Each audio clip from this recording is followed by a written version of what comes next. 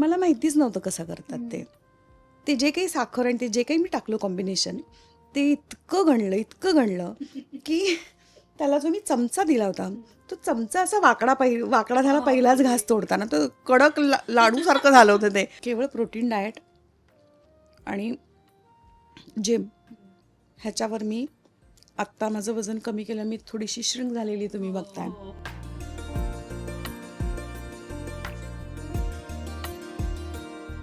Lifestyle presents what's in my लंचच्या नवीन भागात तुम्हा सगळ्यांचं स्वागत आहे. आज मी मोहिनी या मालिकेच्या सेटवर आली आहे आणि आपली शालिनी म्हणजेच अभिनेत्री सोनाली पंडित डब्यात काय कॅरी करते हे आपण बघणार आहोत. पहिल्यांदा ताई खूप स्वागत. आणि मला माहिती आहे तू पहिल्यांदा असं काहीतरी सेगमेंट करते. ॲक्च्युली पहिल्यांदा करते मी.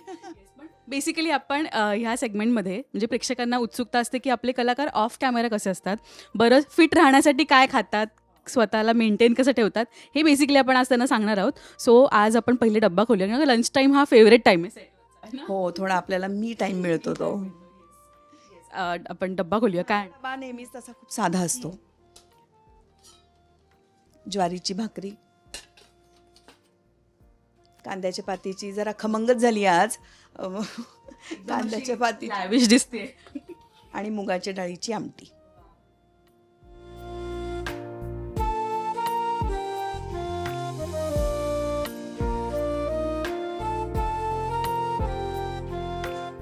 प्रेक्षकांना बऱ्याचदा असं मिसकन्सेप्शन असतं की कलाकार म्हटल्यावर असं काहीतरी एक्झॉटिकच खात असतील किंवा हेवी डाएट असेल, त्यांचं प्लॅन्स असतील. असं खूप मराठमोळं जेवण असतं नेहमीच.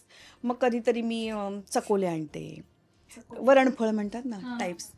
मग त्याच्यात तूप वगैरे घालून, घरचं तूप मी घालून आणते. मग गरम केले की छान. माझा डबा आहे छान गरम करायचा, त्यामुळे छान आपलं आपलं घरचं एक गरम जेवण दुपारी खायला. म्हणजे सेटवर ऑफकोर्स गरमच असतं, पण तरी आपण घरून आणलेलंच एक वेगळं अप्रूप असतं ना आपल्याला. आणि ते असं छान गरम गरम जेवण करायचं. येस, तू एक बाईट घे आणि आम्हाला ते सॅटिस्फॅक्शन बघू दे चेहऱ्यावरचं. सगळ्यात माझी आवडती भाजी कांद्याची पातीची, पीठ पेरून केलेली. स्वयंपाक तू बनवलास की नाही, माझ्याकडे ताई येतात सकाळी. भाकरी जी आहे ती माझ्याकडे अजून एक ताई आहे जी दिवसभर असते, तिनं बनवली सकाळी ताजी. पण ही भाजी माझ्या स्वयंपाकाला येतात ताई सकाळी. कांद्याची पातीची भाजी ना खूप वेगळ्या प्रकारची बनते. माझ्या घरी आपल्या गाठ्या असतात ना फरसाणमधल्या, ते टाकून करते आणि खूप छान होते. एकदा ट्राय कर.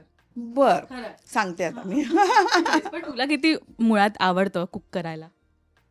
हे बघ, मला स्वयंपाकाची फार आवड नाही आहे. पण जर माझ्याकडे 10 माणसं आली तरी उपाशी जाणार नाही ह्याची मला गॅरंटी आहे. कारण तेवढा मला स्वयंपाक येतो. पण रोज उभं राहून किचनमध्ये स्वयंपाक मी नाही करत. पण स्पेशल गोष्टी असतात कधी कधी, त्यावेळेला मी करते. मला अगदी पुरणपोळीसुद्धा येते. पण रोज उठून आज काय करायचं आणि मग स्वयंपाकघरात उभं राहून स्वयंपाक करायचा हे नाही. आणि मुख्य म्हणजे काय, कामाच्या ह्याच्यात होतही नाही. सकाळी मला 7:30ला बाहेर पडायला लागतं. रात्री पोचायला सेट आपला लांब आहे, त्यामुळे रात्री पोचायला साधारण 10:30 पावणे 11 होतात. तिथून पुढे आवरून परत कधी, आणि मी घरी नसताना मग माझं नवरा घरी आहे, माझी मुलगी घरी, ते जेवणार काय मग. त्यामुळे मी स्वयंपाकाला बायका ठेवल्यात सकाळ संध्याकाळ अशा, की म्हणजे घरच्यांचा प्रॉब्लेम नको. किती ॲडजस्ट आपल्यासाठी समजून घेतात म्हणले तरी पोटाला वेळेत अन्न मिळालं पाहिजे, हे मी पहिल्यापासून कायमच सांभाळलं. पण आपण म्हणतो की आपल्या इंडियन डाएटमध्येच ना खूप पौष्टिक गोष्टीच आहेत. म्हणजे डाळी म्हणा किंवा स्प्राउट्स हे सगळं येतंच. पण तरी कुठेतरी आपण जंक फूडकडेही वळतो. कधी कधी बाहेरचं खाणं होतं. पण स्वतःला मेंटेन करायचा एक काय मंत्र तू फॉलो केलायस इतक्या वर्षामध्ये? हेल्दी खायचं. मी आत्ता गेल्या काही महिन्यांमध्ये खूप वजन कमी केलं. केवळ प्रोटीन डाएट आणि जिम ह्याच्यावर मी आत्ता माझं वजन कमी केलं. मी थोडीशी श्रिंक झालेली तुम्ही बघताय. ह्याच्यासाठी की एका ठराविक वयानंतर गुडघा म्हणा, कंबर म्हणा, ह्याच्यावर आघात व्हायला सुरुवात होत आहे. हो, ते करेक्ट वर्ड यूज केलं. तर ते सांभाळण्यासाठी म्हणून वजन कमी करणं मला गरजेचं होतं. त्याच्यासाठी हेल्दी. मग माझे चीट डे भाकरी मी आता पोळी आणि भात शक्यतो मी अवॉइड करते. खाल्ली तर भाकरी खाते. अगदीच वाटलं एखाद दिवशी एवढासा भात. पण सोमवारी माझा उपास असतो. एवढीशी भाकरी किंवा एवढीशी पोळी करून मी संध्याकाळी उपास सोडते आणि शक्यतो प्रयत्न करते की बाहेरचं नाही खायचं. पिझ्झा आमच्याकडे माझ्या मुलीसाठी पण आम्ही रुटीन लावलं की महिन्यातनं एकदा पिझ्झा. मध्ये मध्ये नाही पाळलं जात ते, पण तरी चीट डेज असतातच. पण मग दुसऱ्या दिवशी मी कॉम्प्रोमाइज करते की मग काल आपण खाल्लं ना, आज नाही, मग आज स्ट्रिक्ट. तू सातारची आहेस है ना. सातारचं जेवण किंवा फूड म्हटलं की ते एकदम असं स्पायसी आणि ते झणका असतो. मला सांग, सातारचं जेवण म्हणजे तुझंही फूड तुझं टेस्ट स्पायसी आहे की कसं आहे? हो, अगदी नक्कीच. आमच्याकडे कांदा लसणाचा मसाला आहे जो माझ्या सासूबाई करून मला वर्षभराचा स्टॉक देतात.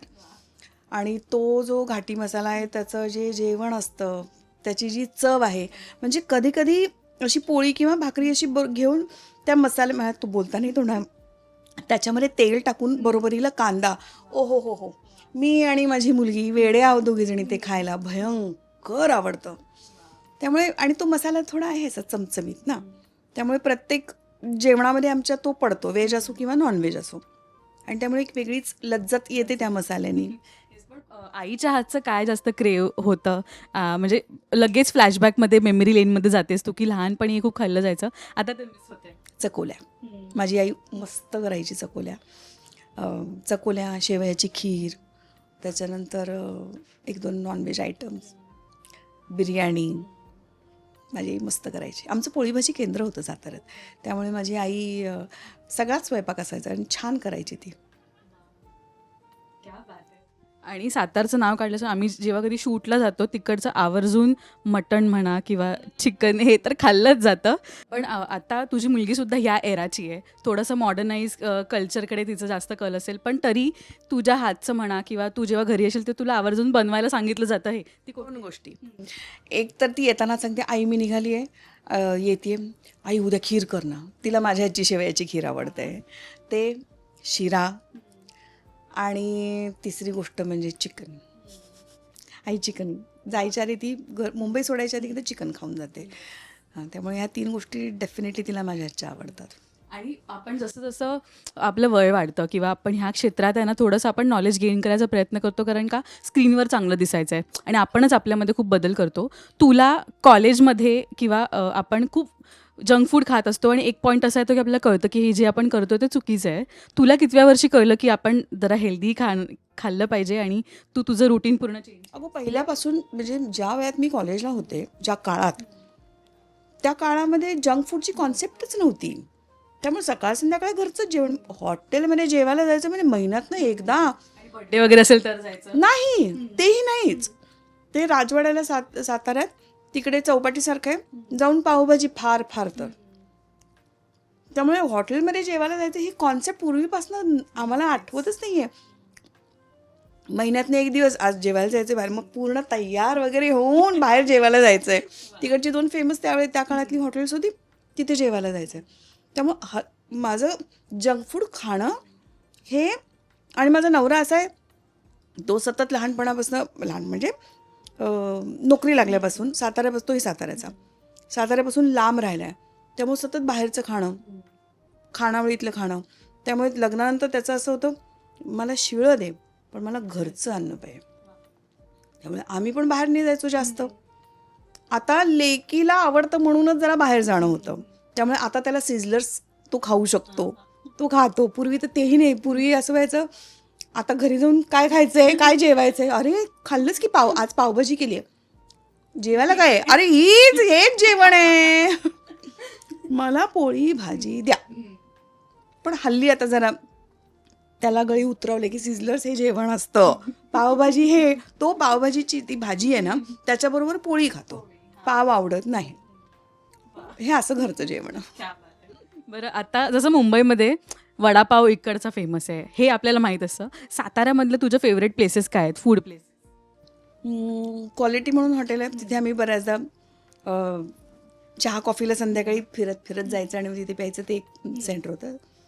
साताऱ्यात आमचं एक स्वाद म्हणून स्नॅक्स भेळ, ती खूप फेमस होती. तिथे एक संध्याकाळी बाहेर पडून भेळ खायची. त्याच्यानंतर गुलबहार म्हणून हॉटेल होतं, जिथे दीड महिन्यातनं एकदा जेवायला जायचं. मोनार्क म्हणून एक हॉटेल होतं तिथे, हे त्या काळातली जरा अशी मोठी रजिताद्री हॉटेल. मग ते जरा साऊथ इंडियन होतं, त्यामुळे तिथे मग कॉलेजचा ग्रुप आम्ही जायचो. मग उत्तप्पा आणि फिल्टर कॉफी हे माझं तिथलं फेवरेट होतं. तू म्हणालीस की आईची खानावळ होती पहिले आणि लग्नानंतर असं असतं ना की काहीतरी सुनेने बनवलं पाहिजे पहिलं. पोळी भाजी सेंटर माझ्या आईच. आणि लग्नानंतर असं होतं की काहीतरी सुनेने ना पहिलं आपण किचनमध्ये जाऊन काहीतरी बनवतो. तुला आठवतंय काय बनवलेलंस? मला हा विषय काढायचा नव्हता. मी सगळ्यात पहिल्यांदा बनवला शिरा. आता हे नवरा माझा जरा अतिशयोक्ती करतो, पण थोडंफार तथ्य आहे त्याच्यामध्ये. मला माहितीच नव्हतं कसं करतात ते. ते जे काही साखर आणि ते जे काही मी टाकलं कॉम्बिनेशन, ते इतकं गणलं की त्याला जो मी चमचा दिला होता, तो चमचा असा वाकडा झाला पहिलाच घास तोडताना. तो कडक लाडूसारखं झालं होतं ते. त्याच्यामुळे ती माझी आयुष्यातली पहिली मी जे किचनमध्ये बनवलं ते. पण हां, त्यानंतर मी शिकले. आता मी पुरणपोळीसुद्धा छान करते. एकदा तू पुरणपोळी आण आणि आपण परत एकदा हा सेगमेंट करू है ना. येस. आणि ताई जाता आता मला ना काही असे मंत्र सांग जे खूप डिफिकल्ट नाही आहेत, आपण इझिली ते फॉलो करू शकतो आणि मेंटेनही राहू शकतो. असं काय सांगशील प्रेक्षकांना? हेल्दी खा, शक्यतो घरचं खा. आणि आत्ता मला लक्षात आलं की प्रोटीन इंटेक जास्त केल्यामुळे आपण हेल्दी राहतो आणि आपलं वजनही कमी होतं, फिट राहतो. आणि रोज एखादं तरी फळ खा, जे मी फॉलो करते. नारळ पाणी प्या. आता गरमी वाढली त्याच्यामुळं पाणी खूप प्यायलं पाहिजे. मी दिवसभरातनं कंपल्सरी इलेक्ट्रॉल आणि ORS पिते. घाम जातो आपला मुंबईत खूप, त्यामुळे हां. आणि व्यायाम करा. तुझं वर्कआउट किती होतं म्हणजे आता? रोज साधारणपणे 1 तास ते 1.5 तास मी जिमला जाते. शूटिंग असलं की आता काल 2 दिवसाच्या सुट्टीनंतर आज होतं ना, मग सकाळी जाऊ शकते मी. आज थकून घरी गेल्यावर उद्या जाईन की नाही माहिती नाही, कारण उद्या शूटिंग आहे. पण एखाद दुसरा गॅप गेला तरी मी अदरवाईज मग प्रयत्न करते इथं चालायचं, थोडंसं जरा हालचाल ठेवते शरीरात. थँक्यू सो मच ताई. आता मस्त एन्जॉय कर, लगेच परत सीनही द्यायचा आहे. तुझा मी टाईम आता एन्जॉय कर. Thank you so much. नाही हो, थँक्यू सो मच. थँक्यू.